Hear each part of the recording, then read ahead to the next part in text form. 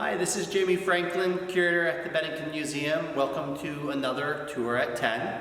Today I'm here in the museum's church gallery, and I thought in conjunction with a wonderful kind of once-in-a-generation exhibition down at the American Folk Art Museum in New York City, which is one of my favorite museums in the world. They currently have an exhibition that looks at the history of weathervanes in America. And so I thought I'd take a look at two wonderful weathervanes in our collection here at the Bennington Museum. The first of these, which appropriately is way up high here in the church gallery, is this double comet weathervane, which is the original weathervane that stood on top of the old First Church, just maybe 100, 200 yards west of us where we stand here. So just to give you a little bit of background, of course, what is the purpose of a weathervane? A weathervane is to tell which way the wind is blowing. And of course, that would have been helpful for rural New England, rural Vermont farmers in the 18th and 19th centuries, so that they could kind of predict the weather, because obviously the weather related to their work in the fields. But weathervanes also became very popular on churches and religious architecture. And weathervanes came over from Europe, England, and Holland in particular. The first weathervane that we know of in America was over in Albany, not far from here in Bennington in 1652, and it was known as a weathercock. So it was a chicken associated with the story of the Garden of Gethsemane and Paul kind of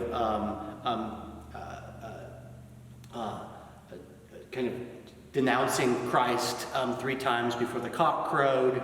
But other weathervanes, other types of weathervanes, including these comet weathervanes, and stars, blazing stars, became popular on churches. And in fact, we also know of another church in Albany, the Dutch Reformed Church, which was built in 1805, indicated that it also had a blazing star weathervane. Now, we don't know exactly when this weathervane was made and put on the Old First Church. We don't know if it was in around 1805 when the Old First Church was also built, like the church over in Albany, or if perhaps it was added a couple of decades later. And what leads me to believe that to be a possibility is that there are 2 other closely related comet weathervanes here in the area. One just up the street on the old Bennington Academy building on Monument Avenue, just again a couple of 100 yards north from the Old First Church.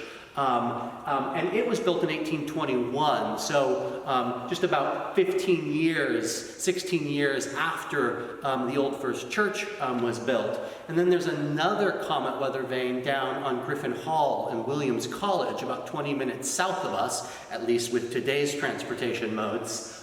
So it's likely that there was a metalsmith. These weathervanes, particularly before the Civil War in the early 19th century, were made by metalsmiths who did all sorts of other work. They, mended pots and pans. They worked with iron. They worked with copper.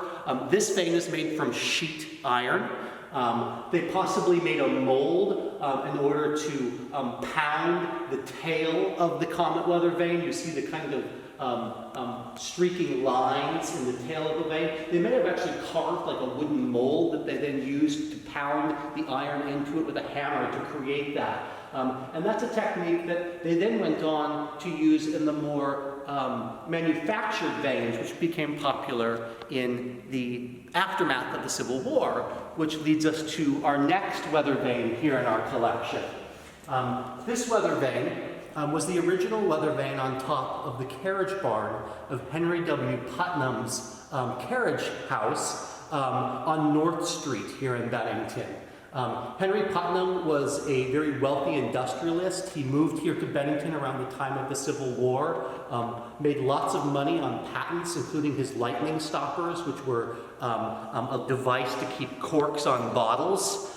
He also had patents for barbed wire, for clothes hangers, for other things. And he did a lot of his manufacturing here on Bennington on North Street, just south of that lot, which is now Walgreens. Unfortunately, the Putnam home and carriage barn were torn down in the 1860s. But we have this original weather vane. And, you know, in addition to just being able to let farmers tell which way the wind was blowing, oftentimes these weather vanes also had symbolic meaning. As I mentioned, weathercocks kind of having significant religious significance. This weather vane of a racing horse would have been appropriate on top of a carriage barn. Of course, racehorsing was very popular here in Vermont. Vermont is the home to the Morgan horses, which were very touted racing horses in the mid-19th century. This particular vane was likely manufactured by Cushing and White, which were the successors to Alden Jewell. And Jewell and Cushing and White were two of the earliest kind of weather vane manufacturers. They were based out of Waltham, Massachusetts. And so these weather vanes were actually made from copper, and originally they carved wooden mold models. So there was a famous carver named Henry Leach, who carved a model of Ethan Allen. Of course, that name's familiar to us here in Bennington for the Revolutionary War figure. But Ethan Allen was the name of a horse, a famous racing horse, who broke the record for a mile run in 1853. And we believe this may be one of the Ethan Allen to Sulky models that was made by Cushing and White. In the late 1860s, circa 1870, Ethan Allen, the horse, went on to be very famous and popular in the 1850s and 60s. And so, too sulky. So you see, you have the horse with the rider with the two-wheeled vehicle on the back. That's a sulky. And that was a sort of vehicle that was used for racing horses in the mid-19th century.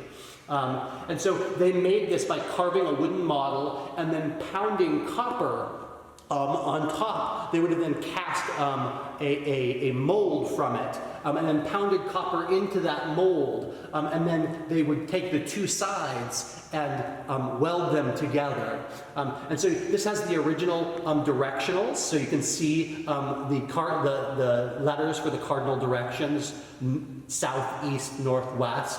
And these are just two wonderful objects with deep local ties to the Old First Church, to Henry Putnam, who was a prominent industrialist, and whose name is, of course, still very prominent. The Putnam Block, the Four Corners, the recently renovated Putnam Block, was built by Henry Putnam in the 1870s, around the time that this weather vane would have stood atop his carriage barn on North Street.